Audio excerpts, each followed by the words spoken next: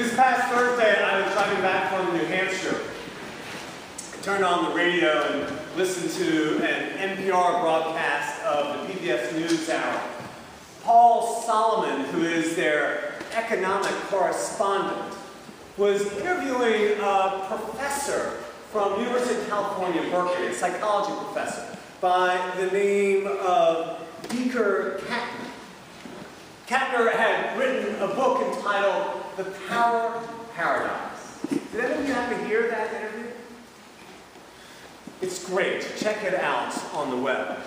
So, Kapner said that one of his findings is that the things that we normally associate with the ways that people gain power are off base. That the use of coercion or manipulation or even downright force are actually not the most effective ways to gain power.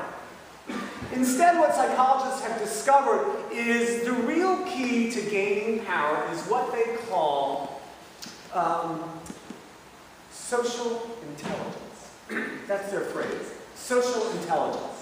Social intelligence is that intelligence that enables us to have empathy for one another, that moves us to care about one another, that inspires us to generosity and gratitude and compassion, that helps us to know that our lives are connected to the lives of people all around the world, strangers, people we don't even know.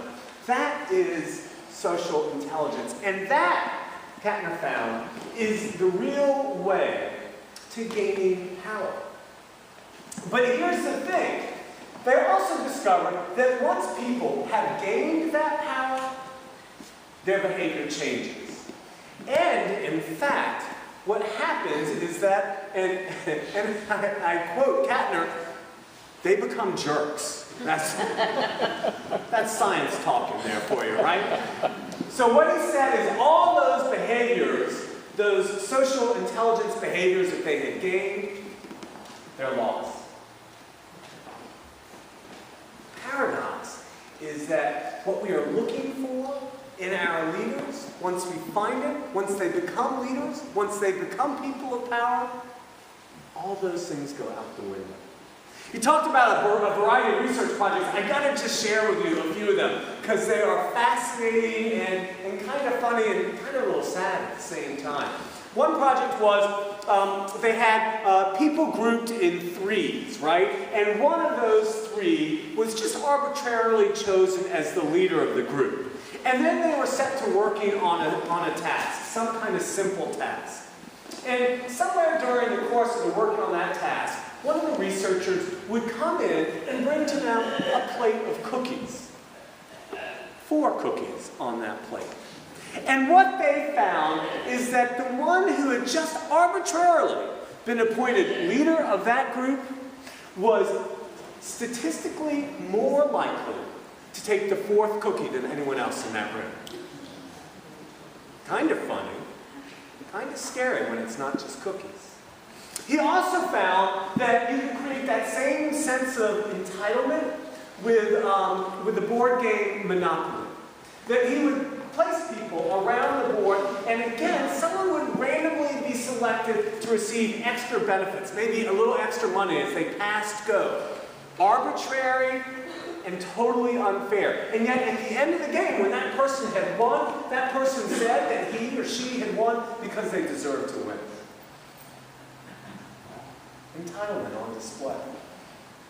Maybe the funniest and maybe scariest is they found that people who drive a certain car, and I'll not name what that car might be, but people who drive this certain car are statistically more likely not to stop at crosswalks when pedestrians are in the way, despite the fact that in Berkeley, that's a crime. Entitlement, self-importance, self-absorption, disinterest, that seems to be the sort of the demon behind the power that we capture. And here's the power paradox of it all. Our lessons today give us examples of two very different characters on either side of that power paradox. That first lesson that Gary read, besides being a mouthful of names, it's really a wild story. I don't know if you were dialed in yet about it, but the person at the heart of it is at the apex of his power. It's King Ahab. He's the king of the region of Samaria. He's a great and powerful king, right? He's got so much land, so much power, but he wants that vineyard right next door to him that belongs to Naboth. And so he goes to Naboth and says, hey, I got a deal for you. Why don't you give me your vineyard? Now, the king's a generous guy. He says, look, I'll pay you money, I'll give you another vineyard, but I want your vineyard because I think I'd like to plant a vegetable garden right here. Great deal, huh? Naboth is not interested because this vineyard, this property, it's his ancestral property. And for Hebrews of that time, and really any of us of any time, those sorts of ancestral roots are meaningful. They're profound. It would be violating his ancestors to just sell off his property, and in some ways it was believed it would be violating the wishes of God. And so Naboth says, no, you can't have it. And King Ahab, the impressive and mature king that he is, did you catch what was said about him when he was refused? He went home sullen and sulking, climbed into bed, and refused to eat. Does that sound like anyone you know? So there he is, sulking in bed. He's got all the property he can imagine. He's got multiple palaces, but he wants Naboth's vineyard. His wife, Jezebel, comes home. She sees him in bed, and she says, what are you doing in bed? Well, he tells her, there he is, sad, brokenhearted. He tells her that he's been refused, and Jezebel, clearly fond of tough love, is kind of like, what? Get over yourself. She says, aren't you the king of Israel? And then she says, look, we'll fix this. Here's what we'll do. We're going to create a reason to have a big feast. She uses Ahab's seal, and she sends a letter out to the elders and to the nobles, and she says, call this big party, this big feast, invite Naboth, put him at the head of the table. And then she gets two scoundrels. That's the word from the Bible, scoundrels. I love that. She gets two scoundrels to frame Naboth. They come in, and they're prepared, as all the elders are there, they're prepared to say, we heard this Naboth guy cursing God and cursing the king. Well, can you imagine Naboth's surprise? There he is, framed of these horrible things. The elders and the nobles, they drag him out of town where they stone him. They put him to death. And Jezebel says to Ahab, well, now you can have your vineyard. Now, I don't know if Ahab ate the last cookie at that feast, but I bet his chariot couldn't stop at the crosswalks. You know what I'm saying? This is a guy that feels totally entitled and uses his power for his interest, not the interest of others. He's quite a contrast to the Jesus that we meet in Luke's gospel. Jesus isn't at the apex of his power yet. This is Jesus as he's sort of growing in notoriety and growing in power. It's early on in his ministry. In fact, he's just begun to gain the attention of the Pharisees, and so one of the Pharisees invites him over for dinner. Luke writes that he takes his seat at the table. Notice here, he doesn't take his seat at the head of the table. He just comes in and in humility and in respect takes his seat around the table. And then we hear that a woman finds out that he's there dining with the Pharisees, and she comes, she stands behind him, and she's weeping. And her tears fall on his feet.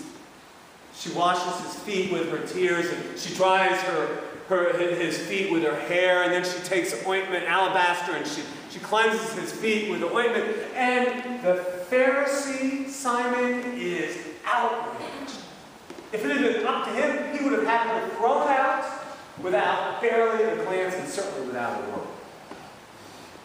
But not Jesus, right? Jesus turns to him. He looks at her. I mean, he sees her. And he has compassion for her. And he understands her deepest needs, and he gives her what she wants more than anything else, which is his words of forgiveness. And she's healed. And that's the power of love.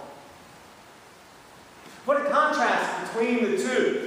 Not just because Ahab is at the apex of his sort of power trajectory and Jesus is only on the increase. It's more than that. The heart of the matter, the real contrast is that Jesus never falls victim to self-importance or entitlement or coercion or violence or disinterest. Jesus always remains gentle and compassionate and giving and grace-filled and generous and forgiving. Jesus isn't taken in by this power paradox. That's the example he gives us.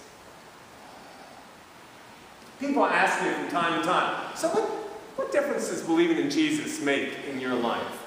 And if you know me, you can probably imagine that I have no difficulty answering that question. But it's usually with different answers, depending upon where I am at any given time. Well, so today what I'm mindful of is the difference Jesus makes in my life is that he gives me an example of what holy, life-giving power can look like. He gives me an example of what psychologists might call social intelligence, but what God calls grace and kindness and goodness. It's an example that I need to pay attention to. I'm a priest with some modicum of power here. I mean, believe me, I know I don't have a lot of power.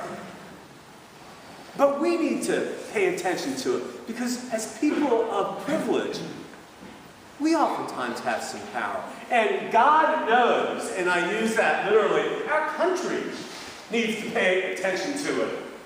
Because, oh, how we are wrestling with how to live into the power that we have in this country. Jesus' example holds us accountable to exercising our power with humility, with compassion, with gentleness, with care, with concern, with gratitude, and with grace. That's the difference that Jesus makes in my life. He enables me to believe in power that can be good, that can be life-giving, and that can be of God. In fact, he enables me to believe in what our 12-step brothers and sisters who are here almost nightly call that higher power. That higher power. Which really leads me to another paradox, which is this. I don't think that we can truly know and believe in the depths of the power that we have unless we can also know and believe that there is even still a higher